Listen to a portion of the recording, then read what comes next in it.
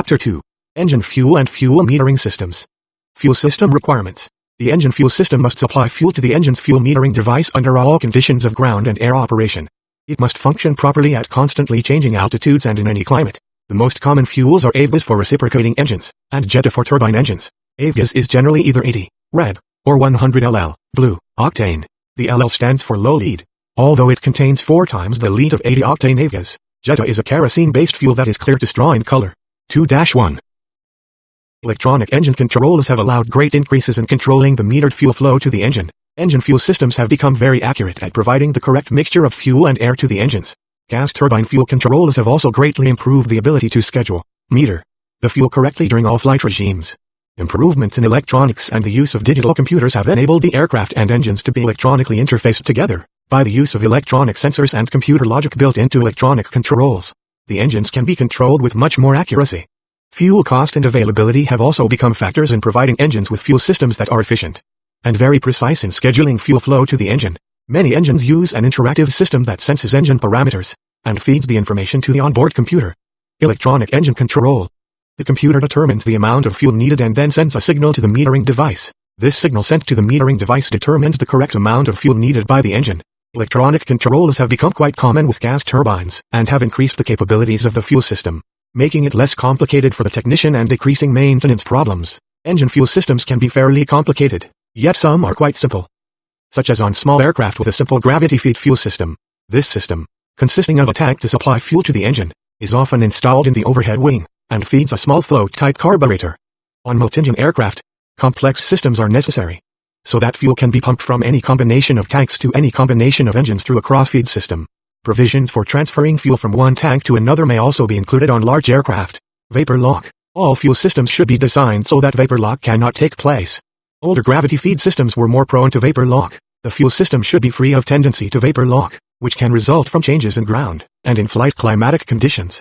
Normally, the fuel remains in a liquid state until it is discharged into the airstream, and then instantly changes to a vapor. Under certain conditions, the fuel may vaporize in the lines, pumps, or other units. The vapor pockets formed by this premature vaporization restrict the fuel flow through units which are designed to handle liquids rather than gases. The resulting partial or complete interruption of the fuel flow is called vapor lock.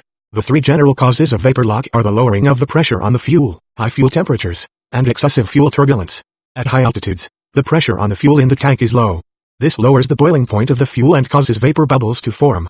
This vapor trapped in the fuel may cause vapor lock in the fuel system. Transfer of heat from the engine tends to cause boiling of the fuel in the lines and the pump. This tendency is increased if the fuel in the tank is warm.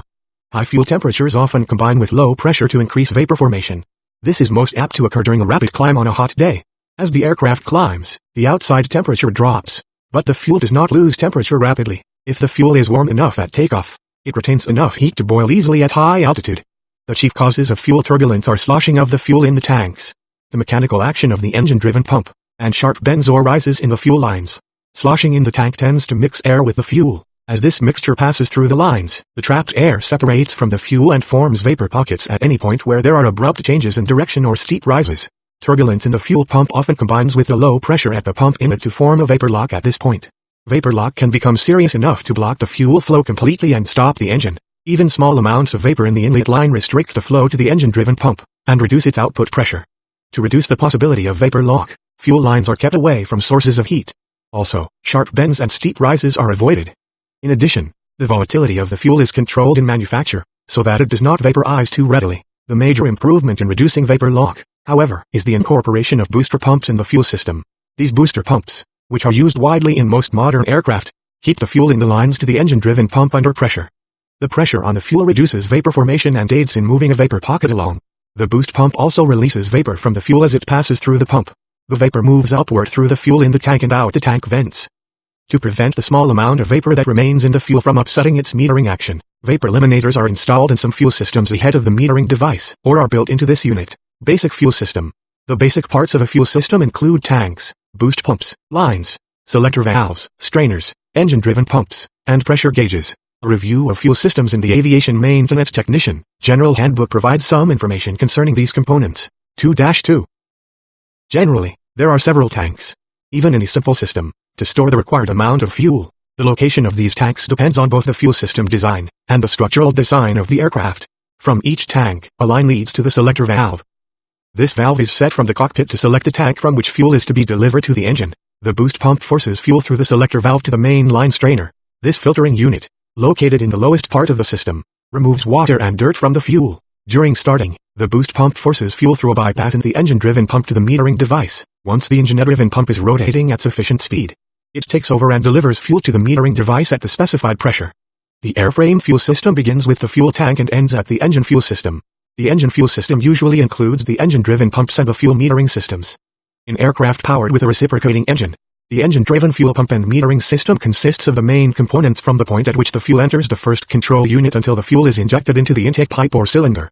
For example, the engine fuel system of a typical engine has an engine-driven fuel pump, the fuel/air control unit, metering device, the fuel manifold valve, and the fuel discharge nozzles. The fuel metering system on current reciprocating engines meters the fuel at a predetermined ratio to airflow. The airflow to the engine is controlled by the carburetor or fuel/air control unit. The fuel metering system of the typical gas turbine engine consists of an engine-driven pump, fuel flow transmitter, fuel control with an electronic engine control, a distribution system or manifold, flow divider, and fuel discharge nozzles. On some turboprop engines, a fuel heater and a start control is a part of the engine fuel system. The rate of fuel delivery can be a function of air mass flow, compressor inlet temperature, compressor discharge pressure, compressor revolutions per minute, RPM, exhaust gas temperature, and combustion chamber pressure. Fuel metering devices for reciprocating engines.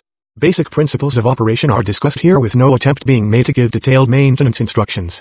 For the specific information needed to inspect or maintain a particular installation or unit, consult the manufacturer's instructions. The basic requirement of a reciprocating fuel metering system is the same, regardless of the type of system used or the model engine on which the equipment is installed. It must meter fuel proportionately to air to establish the proper fuel/air mixture ratio for the engine at all speeds and altitudes at which the engine may be operated. In the fuel/air mixture curves shown in Figure 2-1, note that the basic best power and best economy fuel/air mixture requirements for reciprocating engines are approximately the same. The fuel metering system must atomize and distribute the fuel from the carburetor into the mass airflow. This must be accomplished so that the fuel/air charges going to all cylinders holds equal amounts of fuel. Each one of the engine's cylinders should receive the same quantity of fuel/air mixture and at the same fuel/air ratio. Typical F/A mixture curve, flow type carburetor. Rich, idle takeoff. Maximum cruise, minimum cruise, rich, manual, lean. Climb. F/A, lean. Low IRFLOWANLB/HRI, typical F/A mixture curve, pressure injection carburetor. Rich, idle, takeoff. Climb. F/A, maximum cruise, auto, rich, auto, lean. Minimum cruise, lean. Low IRFLOWANLB/HRI, Figure 2-1. Fuel/air mixture curves. Due to the drop in atmospheric pressure as altitude is increased, the density of the air also decreases. A normally aspirated engine has a fixed amount or volume of air that it can draw in during the intake stroke, therefore less air is drawn into the engine as altitude increases. Less air tends to make carburetors run richer at altitude than at ground level, because of the decreased density of the airflow through the carburetor throat for a given volume of air. Thus, it is necessary that a mixture control be provided to lean the mixture and compensate for this natural enrichment.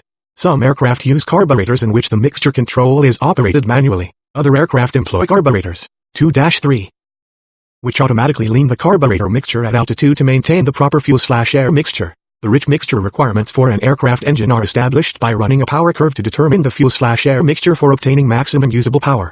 This curve is plotted at 100 RPM intervals from idle speed to takeoff speed. Figure 2-2. Since it is necessary in the power range to add fuel to the basic fuel/air mixture requirements to keep cylinder head temperatures in a safe range, the fuel mixture must become gradually richer as powers above cruise are used. Figure 2-1. In the power range, the engine runs on a much leaner mixture, as indicated in the curves. However, on the leaner mixture, cylinder head temperature would exceed the maximum permissible temperatures and detonation would occur. High, auto rich, auto lean. Power. Brake HP. Idle, takeoff. Low, lean fuel/air mixture rich. Figure 2-2. Power versus fuel/air mixture curve. The best economy setting is established by running a series of curves through the cruise range, as shown in the graph in Figure 2-3, the low point, auto lean. In the curve being the fuel/air mixture, where the minimum fuel per horsepower is used. In this range the engine operates normally on slightly leaner mixtures, and obviously operates on richer mixtures than the low point mixture, if a mixture leaner than that specified for the engine is used. The leanest cylinder of the engine is apt to backfire because the slower burning rate of the lean mixture results in a continued burning in the cylinder. When the next intake stroke starts, fuel/air mixtures, gasoline and other liquid fuels do not burn at all unless they are mixed with air. If the mixture is to burn properly within the engine cylinder, the ratio of air to fuel must be kept within a certain range. It would be more accurate to state that the fuel is burned with the oxygen in the air. 78% of air by volume is nitrogen, which is inert and does high specific fuel consumption. Auto-rich, auto-lean, low, lean fuel/air mixture-rich, figure 2-3, specific fuel consumption curve, not participate in the combustion process, and 21% is oxygen. Heat is generated by burning the mixture of gasoline and oxygen. Nitrogen and gaseous byproducts of combustion absorb this heat energy and turn it into power by expansion. The mixture proportion of fuel and air by weight is of extreme importance to engine performance. The characteristics of a given mixture can be measured in terms of flame speed and combustion temperature. The composition of the fuel/air mixture is described by the mixture ratio. For example, a mixture with a ratio of 12:1 is made up of 12 pounds of air and 1 pound of fuel. The ratio is expressed in weight, because the volume of air varies greatly with temperature and pressure. The mixture ratio can also be expressed as a decimal. Thus, a fuel/air ratio of 12:1 and a fuel/air ratio of 0.083 describe the same mixture ratio. Mixtures of air and gasoline as rich as 8:1 and as lean as 16:1 will burn in an engine cylinder. But beyond these mixtures, either lean or rich blowout could occur. The engine develops maximum power with a mixture of approximately 12 parts of air and 1 part of gasoline by weight. From a chemist's point of view, the perfect mixture for combustion of fuel and air would be 0.067 pounds of fuel to 1 pound of air, mixture ratio of 15:1. The scientist calls this chemically correct combination a stoichiometric mixture, pronounced stoichiometric. With this mixture, given sufficient time and turbulence, all the fuel and all the oxygen in the air is completely used in the combustion process. The stoichiometric mixture produces the highest combustion temperatures, because the proportion of heat released to a mass of charge, fuel and air, is the greatest. If more fuel is added to the same quantity of air charge than the amount giving a chemically perfect mixture, changes of power and temperature occur. The combustion gas temperature is lowered as the mixture is enriched, and the power increases. 2-4. Until the fuel/air ratio is approximately 0.0725. For mixtures from 0.0725 fuel/air ratio to 0.080 fuel/air ratio, the power remains essentially constant even though the combustion temperature continues downward. Mixtures from 0.0725 fuel/air ratio to 0.080 fuel/air ratio are called best power mixtures, since their use results in the greatest power for a given airflow or manifold pressure. In this fuel/air ratio range, there is no increase in the total heat released, but the weight of nitrogen and combustion products is augmented by the vapor formed with the excess fuel. Thus, the working mass of the charge is increased. In addition, the extra fuel in the charge, over the stoichiometric mixture, speeds up the combustion process, which provides a favorable time factor in converting fuel energy into power. If the fuel/air ratio is enriched above 0.080, there is loss of power and a reduction in temperature. The cooling effects of excess fuel overtake the favorable factor of increased mass. This reduced temperature and slower rate of burning lead to an increasing loss of combustion efficiency.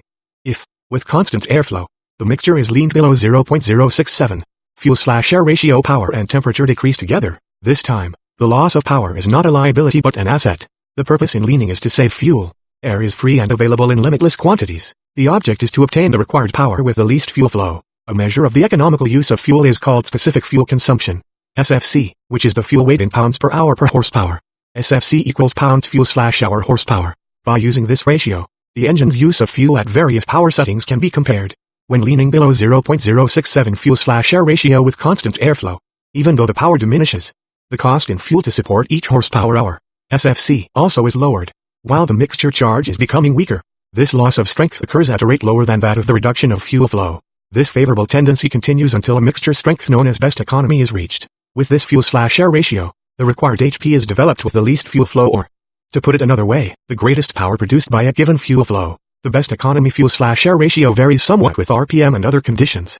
But for cruise powers on most reciprocating engines, it is sufficiently accurate to define this range of operation as being from 0.060 to 0.065 fuel/air ratios on aircraft where manual leaning is practiced. Below the best economical mixture strength, power and temperature continue to fall with constant airflow while the SFC increases.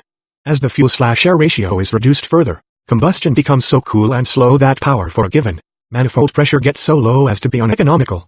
The cooling effect of rich or lean mixtures results from the excess fuel or air over that needed for combustion. Internal cylinder cooling is obtained from unused fuel, when fuel/air ratios above 0.067 are used. The same function is performed by excess air, when fuel/air ratios below 0.067 are used.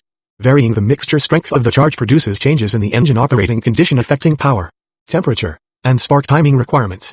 The best power fuel/air ratio is desirable when the greatest power from a given airflow is required.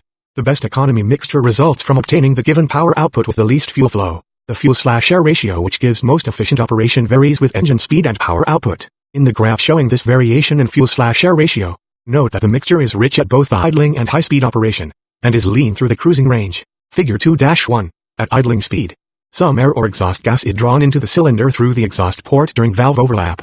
The mixture that enters the cylinder through the intake port must be rich enough to compensate for this gas or additional air. At cruising power, lean mixtures save fuel and increase the range of the airplane. An engine running near full power requires a rich mixture to prevent overheating and detonation. Since the engine is operated at full power for only short periods, the high fuel consumption is not a serious matter. If an engine is operating on a mixture that is too lean, and adjustments are made to increase the amount of fuel, the power output of the engine increases rapidly at first, then gradually until maximum power is reached.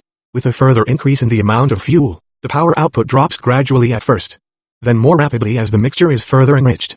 There are specific instructions concerning mixture ratios for each type of engine under various operating conditions. Failure to follow these instructions results in poor performance, and often in damage to the engine. Excessively rich mixtures result in loss of power and waste of fuel, with the engine operating near its maximum output. Very lean mixtures cause a loss of power and, under certain conditions, serious overheating. When the engine is operated on a lean mixture, the cylinder head temperature gauge should be watched closely. If the mixture is excessively lean, the engine may backfire through the induction system or stop completely. Backfire results from slow burning of the lean mixture. If the charge is still burning when the intake valve opens, it ignites the fresh mixture and the flame travels back through the combustible mixture in the induction system. 2-5. Carburetion principles. Venturi principles. The carburetor must measure the airflow through the induction system, and use this measurement to regulate the amount of fuel discharged into the airstream. The air measuring unit is the Venturi, which makes use of a basic law of physics. As the velocity of a gas or liquid increases, the pressure decreases, as shown in figure 2-4. Simple Venturi is a passageway, or tube in which there is a narrow portion called the throat. As the velocity of the air increases to get through the narrow portion, its pressure drops. Note that the pressure in the throat is lower than that in any other part of the Venturi. This pressure drop is proportional to the velocity and is, therefore, a measure of the airflow.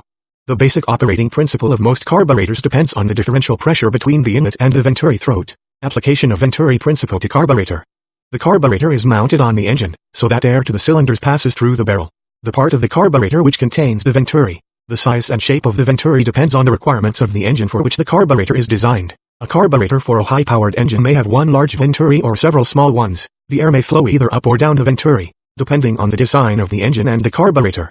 Those in which the air passes downward are known as downdraft carburetors, and those in which the air passes upward are called updraft carburetors. Some carburetors are made to use a side draft or horizontal air entry into the engine induction system, as shown in figure 2-5. Air flows through the induction system covered in Chapter 3. When a piston moves toward the crankshaft, down, on the intake stroke, the pressure in the cylinder is lowered. Figure 2-5. Side draft horizontal flow carburetor. Air rushes through the carburetor and intake manifold to the cylinder to replace the air displaced by the piston as it moved down on the intake stroke. Due to this low pressure area caused by the piston moving down, the higher pressure air in the atmosphere flows in to fill the low pressure area. As it does, the airflow must pass through the carburetor Venturi. The throttle valve is located between the Venturi and the engine. Mechanical linkage connects this valve with the throttle lever in the cockpit. By means of the throttle, airflow to the cylinders is regulated and controls the power output of the engine. Actually, more air is admitted to the engine, and the carburetor automatically supplies enough additional gasoline to maintain the correct fuel/air ratio. This is because as the volume of airflow increases, the velocity in the Venturi increases, lowering the pressure, and allowing more fuel to be forced into the airstream. The throttle valve obstructs the passage of air very little, when it is parallel with the flow, in the wide-open throttle position. Throttle action is illustrated in figure 2-6. Note how it restricts the airflow more and more as it rotates toward the closed position. As air passes through the throat of the Venturi, there is an increase in velocity and a drop in pressure. 4, 6, 2, 0 I0, velocity 8, 8, 4, 6, 2, 0 I0, 4, 6, 2, 0 I0, pressure 8, 4, 6, 2, 0 I0, velocity 8, 4, 6, 2, 0 I0, pressure 8, pressure 4, 6, 2, 0 I0, velocity 8. Venturi throat, figure 2-4. Simple Venturi, 2-6. Airflow, open position closed position, figure 2-8. Needle valve and seat, figure 2-6. Wide open throttle position, metering and discharge of fuel, in figure 2-7. showing the discharge of fuel into the airstream. Locate the inlet through which fuel enters the carburetor from the engine-driven pump. The float-operated needle valve regulates the flow through the inlet, which maintains the correct level in the fuel float chamber. Figures 2-8 and 2-9. This level must be slightly below the outlet of the discharge nozzle to prevent overflow when the engine is not running. The discharge nozzle is located in the throat of the Venturi at the point where the lowest drop in pressure occurs as Figure 2-9. Float chamber discharge nozzle and float. Throttle. From fuel pump, float chamber, discharge nozzle. Main air bleed. Metering jet. Figure 2-7. Fuel discharge. 2-7. Air passes through the carburetor to the engine cylinders. There are two different pressures acting on the fuel in the carburetor. A low pressure at the discharge nozzle and a higher, atmospheric, pressure in the float chamber. The higher pressure in the float chamber forces the fuel through the discharge nozzle into the airstream. If the throttle is opened wider to increase the airflow to the engine, there is a greater drop in pressure at the Venturi throat, because of the higher differential pressure. The fuel discharge increases in proportion to the increase in airflow. If the throttle is moved toward the closed position, the airflow and fuel flow decrease. The fuel must pass through the metering jet to reach the discharge nozzle. Figure 2-7. A metering jet is really a certain size hole that the fuel passes through. The size of this jet determines the rate of fuel discharge at each differential pressure.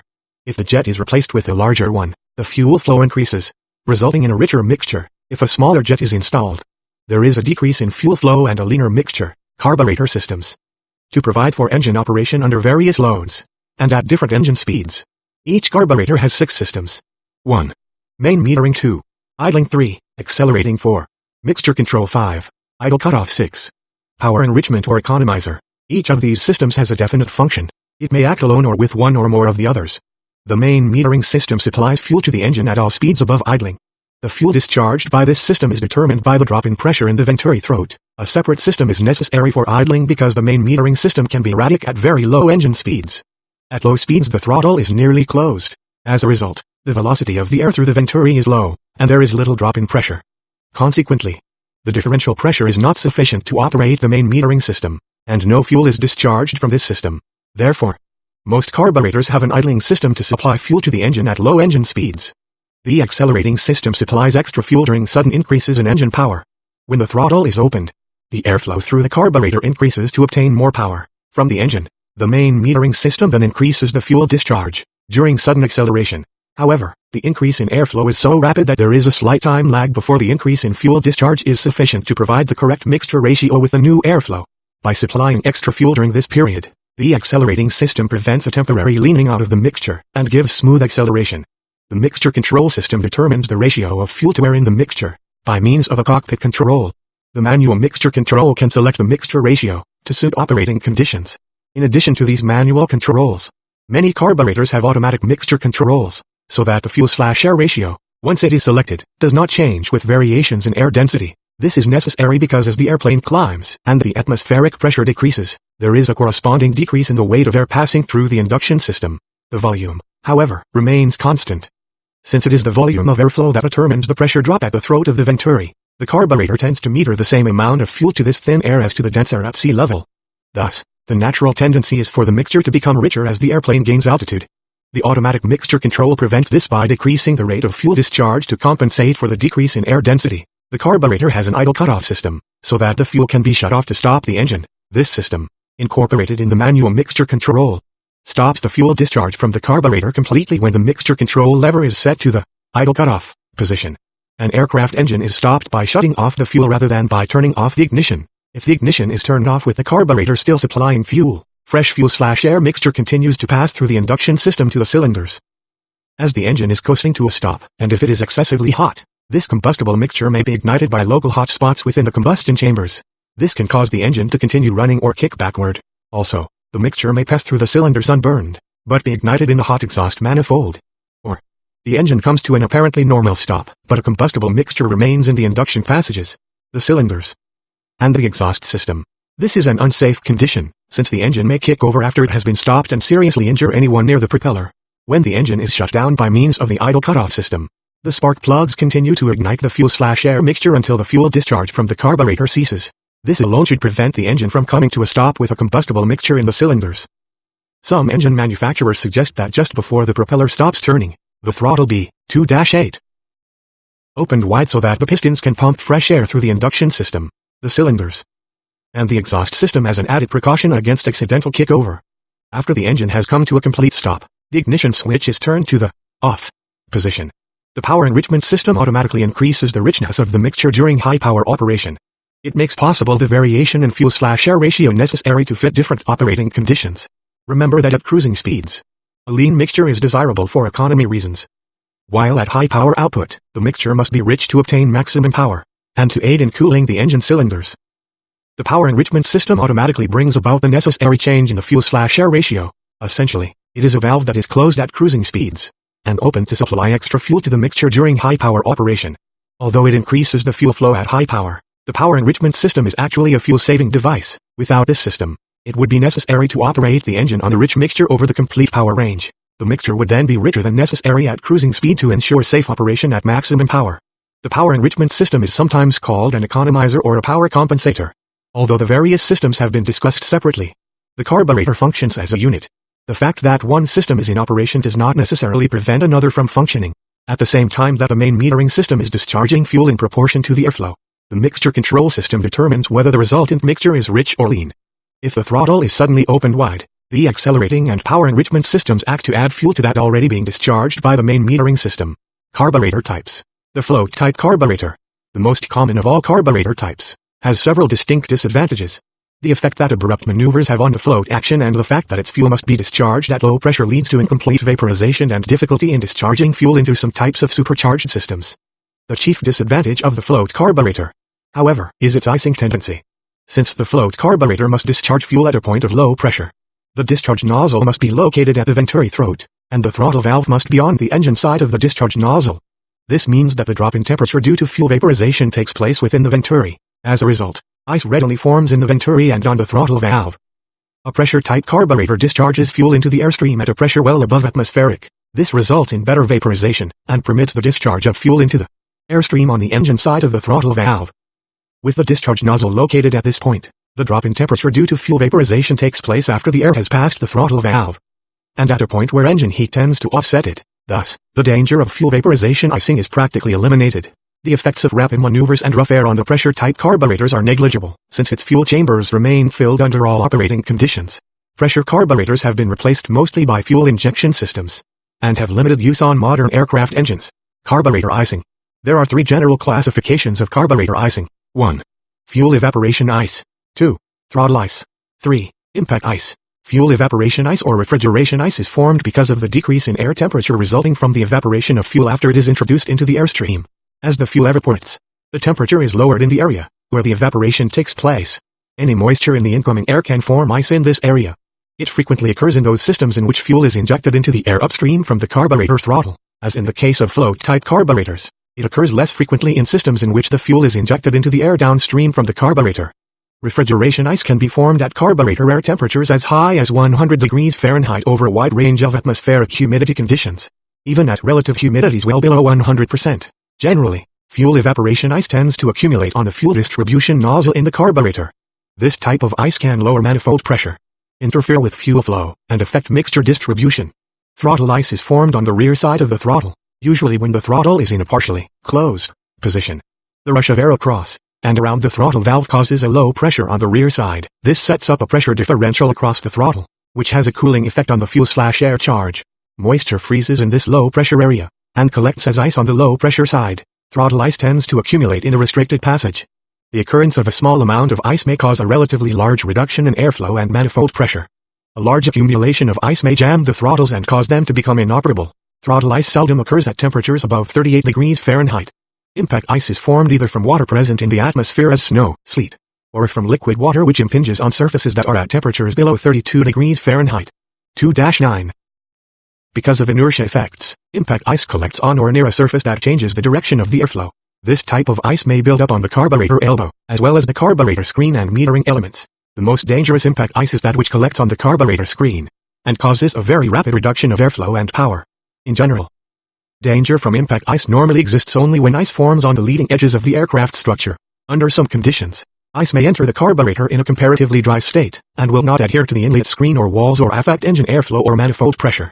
This ice may enter the carburetor, and gradually build up internally in the carburetor air metering passages and affect carburetor metering characteristics. Float-type carburetors. A float-type carburetor consists essentially of 6 subsystems that control the quantity of fuel discharged in relation to the flow of air delivered to the engine cylinders.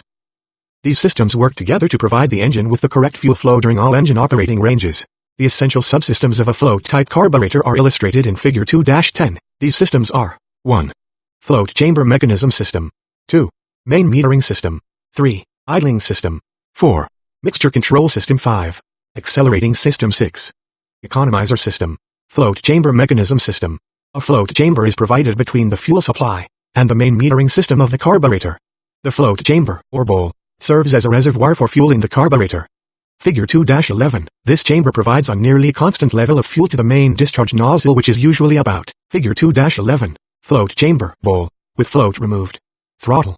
From fuel pump, float chamber, discharge nozzle. Main air bleed. Metering jet. Figure 2-10. A float-type carburetor. 2-10. 1/8. Below the holes in the main discharge nozzle, the fuel level must be